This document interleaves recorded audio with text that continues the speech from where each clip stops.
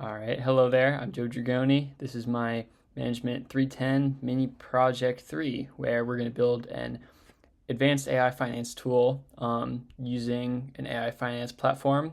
For me, I'm going to be using Google AI Studio to do this, as well as iterating through a couple loops of the driver framework to help create what we've progressed to as an intelligent finance tool.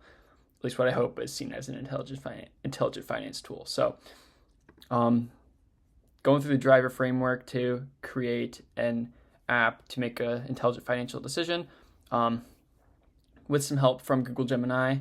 I looked through a couple options about what could possibly be a good calculation to make that also can be explained, and I decided to make a safe withdrawal rate calculator, or SWR, which is used to tell a retiree or a person who's recently retired how much they can spend in a certain year for every year until the end of their life, how much they can spend out of their retirement fund without running out of money. And this is something that would be useful for people who recently retired to figure out a plan to spend their money and how certain economic conditions might play a part in changing their spending habits. So that was my D for driver, the define and discover stage, where I really just, figured out the decision I wanted to make and the goals and, how it could be useful to someone. For the represent stage, how AI can help to develop something to make it smarter and actually do something. What I determined or had Google Gemini help me to determine was what it can calculate in this app. So given a sum of money in retirement, a certain retirement fund that a person might have, they can calculate the withdrawal percentage from the fund using the CAPE valuation, or the cyclically adjusted price to earnings calculation. And then it can also calculate withdrawal rate using the Guyton-Klinger guardrails logic, which is the industry standard for dynamic withdrawals, and it prevents the user from running out of money by slightly cutting spending during crashes and giving raises during booms. So something else to do in this app would be to sort of model different calculations or different economic conditions to show that the economy, especially in the United States, is dynamic and it won't be perfect all the time. This app can also check for personal inflation using past history, as well as flexibility rates to cut spending when needed based on transaction history. So that was my represent stage. To implement AI into this app, like I said, I developed the app using Google AI Studio. I used Google Gemini to help come up with the idea, and using that information, generate a prompt to input it to Google AI Studio. So I couldn't get my app to, this is my final loop, my second loop of the app. As you can see, we have the initial portfolio where you can input a number that you have in retirement, the CAPE ratio valuation, which helps, like I said, to calculate the withdrawal percent from the fund per year, and then also the flexibility score from 0 to 1. And then there's different market scenarios, like a random walk using the Monte Carlo simulation, an early crash in the economy, an extended bull run, and a flat lost decade. So we have the ability to change the scenario of the economy. But for the sake of ease in demonstrating this app, I'll just be using the random walk scenario. And then we also have a place to input an inflation rate. So 0.05 would be 5% inflation for the year. We can raise that as much as we want to do, but we'll play with that for a little bit. I'll have some different scenarios to implement to show how this works. And then it shows us a portfolio trajectory, how much we'll have left per year depending on inflation or past spending habits. And we can see how much could go back into our account based on investments we have, or if it goes down based on spending habits. And we can see it also tells us the action, which I'll explain in a second was part of my second loop. Then we also have the annual income based on our flexibility score. Some years it goes up, some years it goes down, again based on withdrawal rates and the action that we could take, as well as how the economy was being that year. And then you go down here and it runs a simulation, and then it'll show you the outcome of survival, as in how much you'll have positive funds in your account, how much you'll withdraw over the 30 years, which is, what we came up with as the typical period of retirement until the end of life for a person. So 30 years, how much they withdraw over that time, and then the final balance based on time value of money, the economic conditions, and investments that they may have. And then, like I said, this is the final outcome of running through 2 loops of the driver framework to develop this app. And this ledger details part was part of my second loop, where I wanted to help it to explain better, how to explain in words the actions to take, and how that would affect our withdrawal amount in our portfolio. So like in our current situation that we have here, just a test run, we can see, the returns per year in our portfolio, our withdrawal, and then the action to take. So in this case, we would freeze our spending habits a little bit. In the second year, getting 11.2% return, how that impacts our portfolio. Our withdrawal stays the same. And this is due to an inflation increase. Same with year 2. And then, the guardrail metrics here for the next 5 years of cutting spending due to the returns. So that just shows the little basics of how it works. I have a couple of inputs to test out with this app. So moving now to the validation stage of, seeing if it's helpful. So I had Gemini also help me to come up with a couple of, input examples based on certain economic conditions to test. So we can play with those real quick here. So for example, the stagflation nightmare, an initial portfolio of 750,000 in the fund. So 750,000. The CAPE ratio of 12, which is a low ratio. So get that to 12. The flexibility of 0.2, which is also pretty low. It shows us again, with these ratios, these slide toggle things, it shows the implied SWR and the, if we are highly flexible with our spending or more rigid due to the risk of depletion. And then the inflation rate was 9.5%, so higher inflation. So it doesn't go to 9.5%, but we can just do 9% just to show it off. So we run the simulation. For example, it shows us that in a couple of first years, we go from having a balance, our initial portfolio of 750,000 to almost $1 million. And then as that goes along, we are losing money at year 8. Our lowest point for a while, the local minimum is $447,000, goes back up, and then again goes down towards the end of our period of retirement. And we end up, at a withdrawal rate of $75,000. So losing almost all of the money we have over time due to, spending, maybe economic conditions. And then you can also see the annual income year by year. And then we go down to look at our simulation income. We have a survival rate. We survive all 30 years. We've withdrawn in total 1.4 million, so almost double what we had in our portfolio originally. And our final balance is, $75,000, 0.08 million.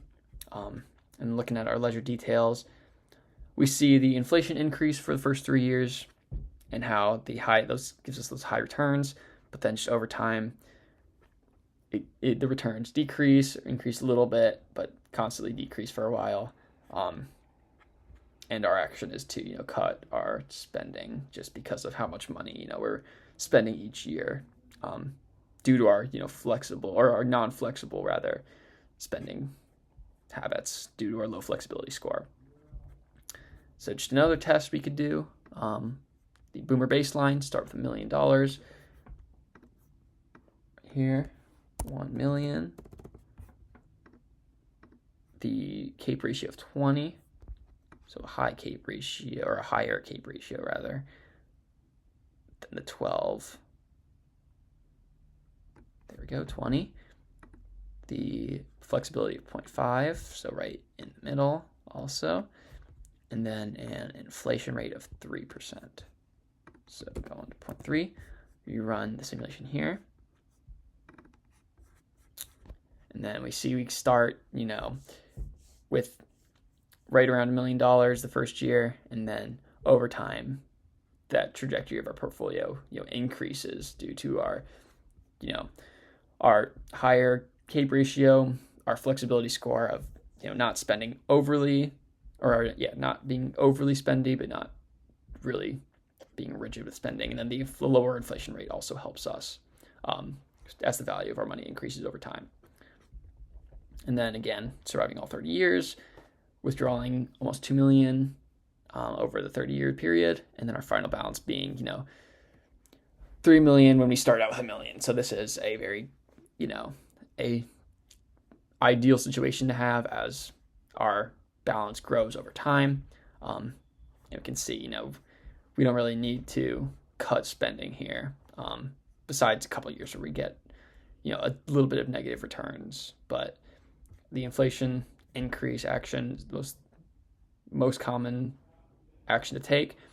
Years 19 to 21, we can raise our spending because of our very positive returns. So this is a good case to have. And the last case to run, the tech bubble start with, we got a higher CAPE ratio, higher flexibility, the lower inflation rate, and then $2.5 million to start with. So $2.5 million to start with, CAPE ratio of 38, right? CAPE ratio of 38, flexibility of 0.8, also high. Still in the balanced category, but also high. And then our inflation rate was 2.5. We'll just call it 2. We run this, and then we see here, we start with $2.5 million, and that increases all the way up to, $16 million over time, which, as we've learned about with tech startups, in this class, these can be risky investments, but with the right outcomes, this can be very good for our retirement fund over time. Again, our annual income increases, and then we look down here and see that, most of our actions are positive. We can raise our guardrail by 10% in a couple of years, just keep how we're spending. The first couple of years, we increase the guardrail, maybe a couple times we get negative returns, so we just, freeze our spending habits, sort of be more conservative with those, but for the most part, getting positive returns. So that's just a little bit of demonstration of how this app works, this dynamic SWR engine made with the Guide and Clear model in Google AI Studio. So that's how we can show that it's helpful to someone who wants to, figure out what to do with their spending habits in retirement when they're not really earning a steady income from a career. So how to make this app more useful in the future in the evolve stage. Like I said, from my first loop, when I was going through the driver framework, I thought, adding explanations for year-by-year action was something to make it more useful. And, like I said, the course of 30 years, retirement period of a person, which I looked up, was how we can make it more useful. After the second loop with our final product here, I think the way we could make this more useful might be to, add a couple more configuration features, maybe test it with some other market scenarios and add a place, to talk about like stock or bond investments and how that might affect our portfolio trajectory with certain risk rates as well. And maybe even, a couple of hurdle rates to jump over and the rate of return we would need to have positive returns in retirement. And then just lastly, the reflection stage. What I think is different about building with AI as a component rather than, making things all myself.